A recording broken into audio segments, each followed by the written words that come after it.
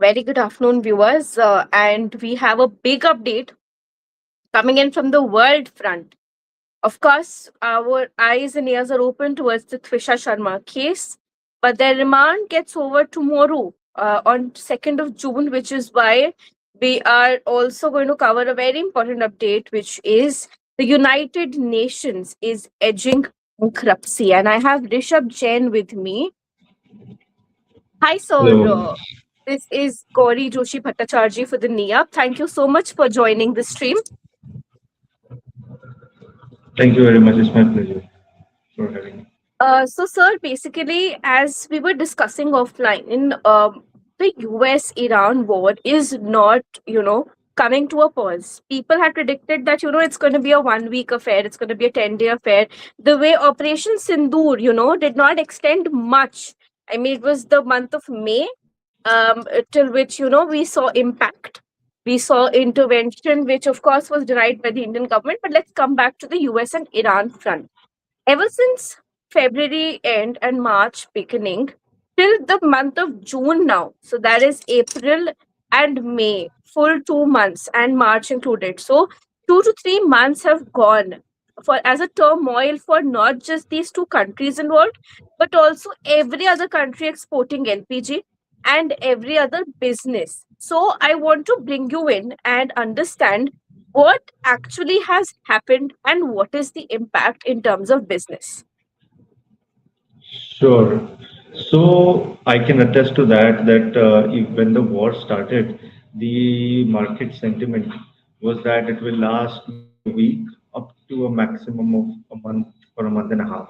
So I have a very good friend and a former client of ours who has worked with me for the last 10 years in Israel. So when the war started, we were working together. We had some orders which were going to ship from India. So I was like, "What do you think? What's going to happen?" And to him, it was like very normal this kind of situation. So he said maybe a month or maximum. So we can just wait on the orders and we can send once the war is over. And now after that discussion, it has been almost 3 months, and even he is now a little worried because there has been no progress.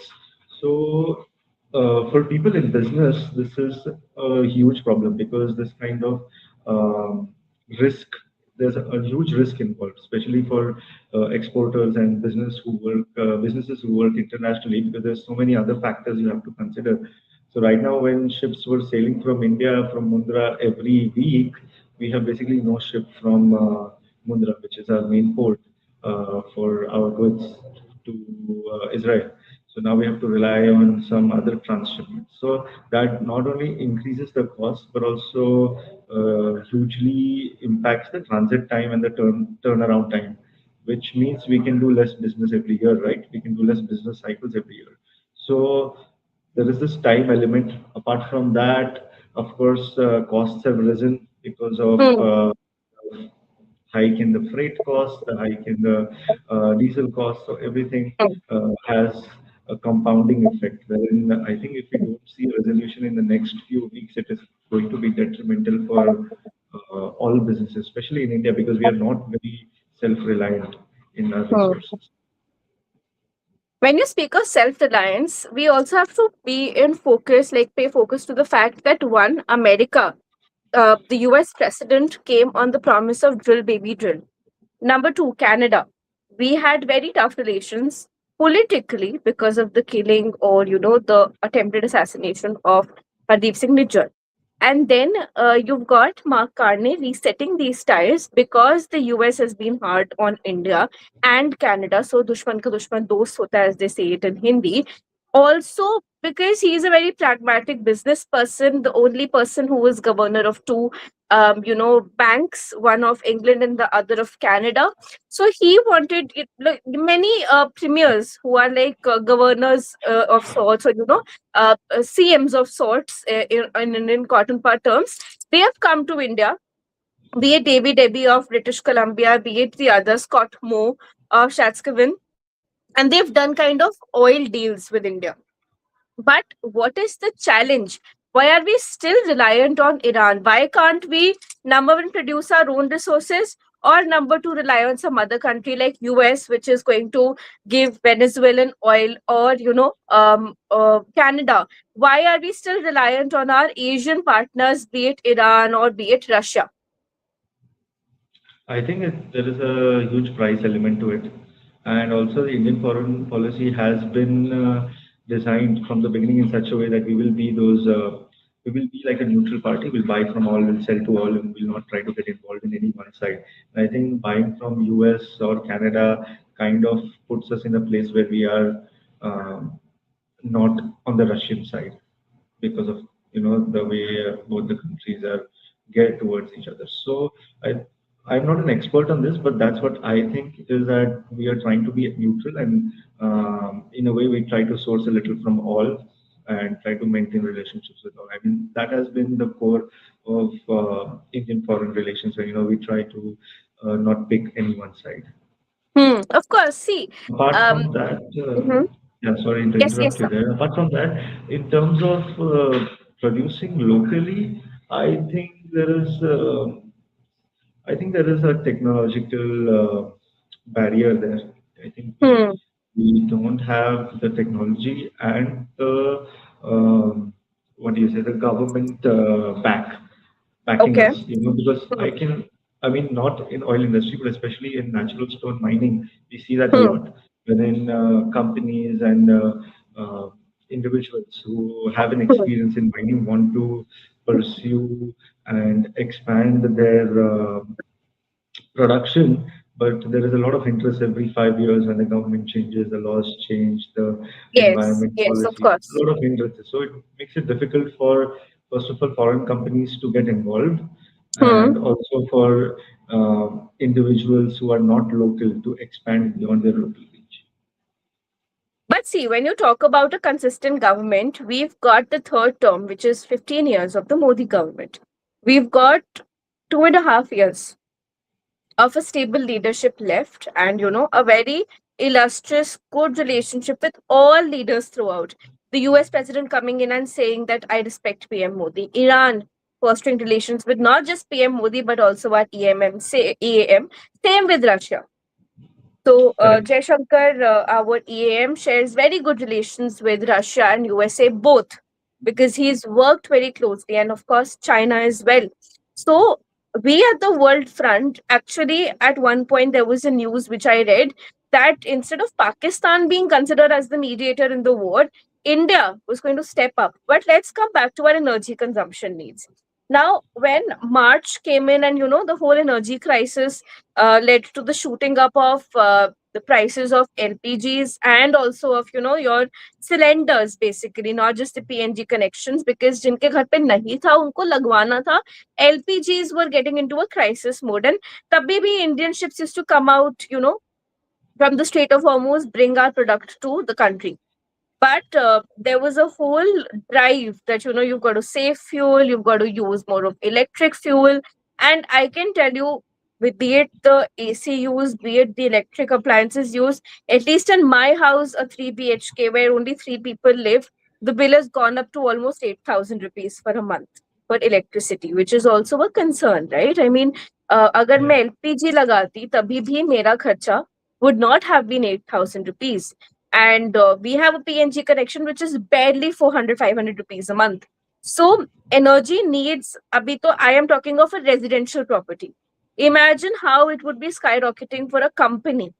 So how are companies, and the whole Diet Coke crisis, how the aluminium was, halted because of this. And now the instant update is that the UN is also edging towards bankruptcy. So the only institution since the 1950s which had some hope that could mediate the war, that could, be a fact checker, a watchdog of sorts, everything is in crisis right now, be it gold prices, silver prices, petrochemical prices, and LPG prices, and then electricity prices. And, we've got fuel hikes, which happened back in 2014 and 2008, which was the recession. So, when we've got all of this factoring in, how do you, as somebody involved closely with this field, see this crisis unfolding, and what is the way out? For businesses, I think it is. again like a test of your agility and adaptability. So as a business, there are a few strategies which a lot of businesses have adopted. So a lot of people are now reducing inventory and trying to follow just-in-time principles so that they do not have overstocking. Whereas we had higher energy needs, we have shifted the entire portfolio so that, for example, I would say with high energy needs was the entire industry in Gujarat for manufacturing porcelain, and that has been on hold for almost a month. So because of the supply and prices, they have um, most of the smaller factories which could not afford have basically just stopped production. So that has not been very good for the Indian industry, ceramic industry, because the global demand is still high, and not being able to meet the production requirement is not good for business. So the Indian ceramic industry has greatly suffered. But that also means that a lot of people are now shifted to, for example, natural stone, which is good for us. So cheaper stones, which don't need as much oil to produce, have faced a huge demand rise. And when it comes to fabrication, um, most of our production is using electric machines, so we do not get as greatly affected. Of course, the price have risen, which we pass on to the customer, but in the global scale, it hasn't impacted as much, especially for companies like us who are working more in the luxury part of the industry. Whereas in the masses, it has people have cut down consumption because at the end of the day, this is a lifestyle choice, right? You can always just stop or hold off your next renovation until the prices are more suitable to you. So in a way, it is a combination of downsizing and adapting, which has helped businesses stay afloat. And for businesses that couldn't do that, they have either gone bankrupt or they will probably look at huge challenges in the future as well. Now, we do understand that corporates and even politicians, some of them at least, have cut down air travel, and they're carpooling, or they're probably using the um, natural modes of like maybe cycling, walking, EVs mostly. But coming to the war again, I mean, what are the experts saying? What are the whispers in the circle? How long is this war going to continue? Like I told you earlier, from mere conjecture, from what I've heard in the industry, it was supposed to be a month and a half, and now Yeah. the sentiment is quite mixed. So, what people are expecting is that in the next few weeks there is going to be like an immediate halt, like something they are either going to resolve it and it is going to settle, or it will probably drag out and come to like a slow end where both parties just dry out their resources and hence the war comes to end. I mean that is the sentiment, and what people are trying to do now is adapt to it in such a way that whatever is the given situation is going to be forever. So, for example, instead of waiting on orders or waiting on shipping, companies are trying to just find a way to minimize and cut their losses and keep going and revalidating contracts and reevaluating prices given the assumption that the current scenario stays for a long time. So I think people might just get used to it, which is sad. Yeah. See, Rishabh, I also do know, like you were mentioning, that you have friends in the Gulf and friends in the, Israel. Everybody knows that this war was triggered by Israel. They told US again and again that Iran will attack, Iran will attack, and this was a war based on vibes. I mean, this was something so irresponsible for a person who is a CEO himself. Like Trump has run companies for decades, and not keeping business interests in tandem with political will is something we did not expect out of him. So, what do you see now? I mean, is the government of Israel helping their businesses?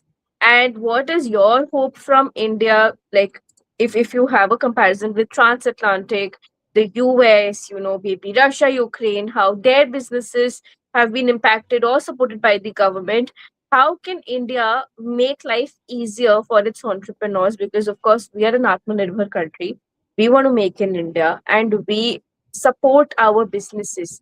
We are startup India, stand up India. We've got that kind of an ethos at least. So is it translating on paper?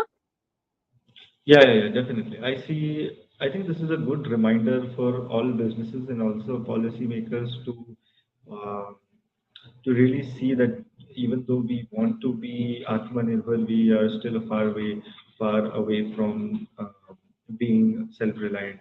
And I see that translating on paper because even the customs and the government authorities recently released a package wherein exporters and businesses who were facing losses due to the Gulf, the government was ready in and pitch in half of whatever costs you have incurred. For example, one of our shipments has been stuck in Hormuz for almost 2 months now, and it sailed end of February. So if you plead with the government, they are now helping you cover 50% of whatever costs you will incur, and also help you arrange for the shipment to move from. So it was stuck in Hormuz, so we offloaded it and moved it by road so that it can be shipped to its original destination, which was Mauritius. So I see that policymakers are now realizing that there is a need to be really self-reliant, and they are pushing to help businesses. So there is definitely, it is translating on people. Another event was that earlier we had a lot of leaks in our custom data, wherein people from all over the world could check who, which company is selling to what company in the US or which company is sourcing. Basically, all of that data was open for everyone to view. And recently, Delhi police were able to find the culprits and keep them arrested, plus delete all of that data and make sure that it is not used in future.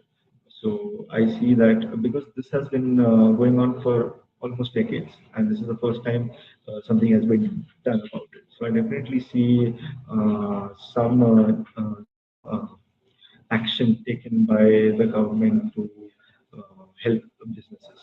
And I hope we will take this as an opportunity to be more self-reliant in all our resources and production. Now, Rishabh, you have to understand that the US has had a huge impact on the world ever since Trump swore in as the president for the second time. And I was just looking at some predictions.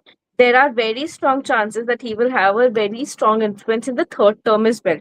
If he's not the president, he will at least back somebody who can be Vance or Rubio, and both of them work according to what Trump asks them of.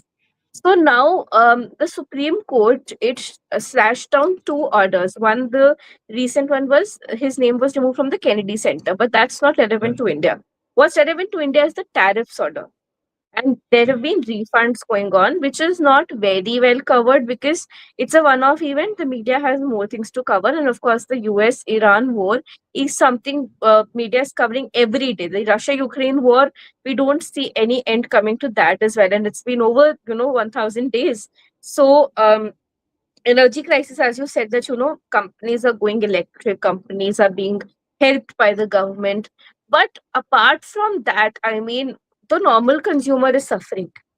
We have to undertake the price hikes, be it by the companies, be it by the government. So what is the strategy that if you were in an advisory council of sorts to recommend something to get out of this, like wriggle out of this, because we can't rely as a country on what US's mood is. I can tell you very honestly from insider sources that the Ministry of External Affairs also wakes up and sees Trump's posts first कि आज geopolitics किस तरफ जाएगा. So this kind of an attitude is not good for a country which wants to be a Vishwa Guru by 2047, which is when we complete 100 years of our independence. So of course, you and I will be alive by that time, alive and thriving by that time. What is it that we can start doing from 2026? for 21 years ahead, so that we are not in a soup the way we are right now, because we have to accept that we are in a soup. This war has impacted us. You might have a Philips One chef or inductions coming in, but that's not solving the crisis, because you and I, just at the impulse buy of EV, cannot solve our energy crisis. We have petrol cars. We have to go get petrol filled. So, what is it that you would do as an advisor, not just for corporates but also for the common citizen? This situation is this hasn't come out just out of the ordinary. Like it was long coming, given that we have all the natural resources, but we are just not capitalizing on that. So, as being the world's most populous country, I think we have a huge asset in our hand, which is human resources, and I think. Having such a large market is very attractive for a lot of companies all over the world to enter and sell their products. I think that is one edge we have over the world right now, and I think we should capitalize on that. So not just with oil, but everything else, we can use that uh, uh, as leverage uh, to really build up our technological and our capitalization of natural resources in every segment, not just oil. And I think that shifting towards that rather than trying to do everything on our own, because we are quite behind and we need to catch up. So we're not going to do it on our own. So I think capitalizing on that market, inviting Plus, people in, yeah, and using their advantage in our market to really pace up and catch the world where it is and up to par with them. So Rishabh, I completely that is agree with your point, because I have spoken to foreign geopolitical experts who have a lot of hope with India. They know that this is a consumer's market. They know that we know for a fact that we are Netflix's biggest market. We are ChatGPT's biggest market, and then we've got Adani, Vedanta, and Reliance, which are primarily oil-based companies, get into new energy forms.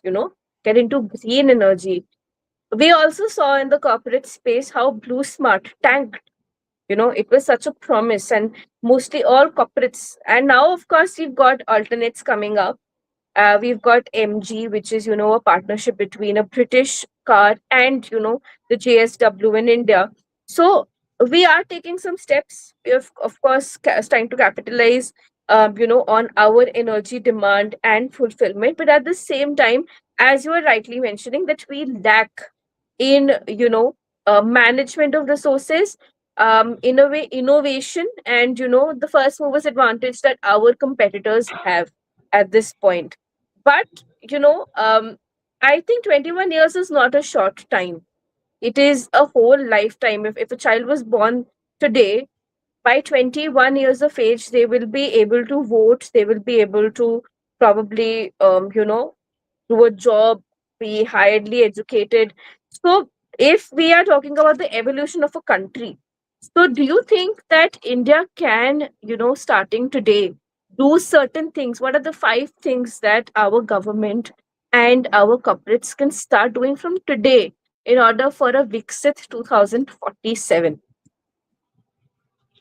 so, like I said, having a huge market can be as a leverage, can act as a leverage to invite people in, but is also one of our biggest problems in a way that corporates and the government are too satisfied in the current market size that they don't move beyond what we have here in India. For example, take the banking sector. We have one of the best financial networks in the world with SBI and even one of our largest banks like HDFC.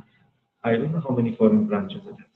I don't know why they don't go beyond India. Why are they still limiting themselves to the Because uh, India is such a big market to service, Rishabh, you have to understand that exactly, our own country is a huge nation and a conglomeration of nations. I mean, Belgium is as big as Delhi, and you've exactly. got so many people kind of arguing that our states should be broken down into countries. This is a very radical argument that's going on in the political circles. In the kind of analytical circles, we're not going to call it business or geopolitical circles, because these are people who just opinionate. But coming back to my question, um, I do understand that India can do a lot of knowledge sharing, and I think the biggest opportunity we have is this Japan and China also, because if you see both of these countries, their population is declining and India's population is going up. So, what are the kind of MOUs that we can do with them? And of course, we also have entered partnerships with Russia.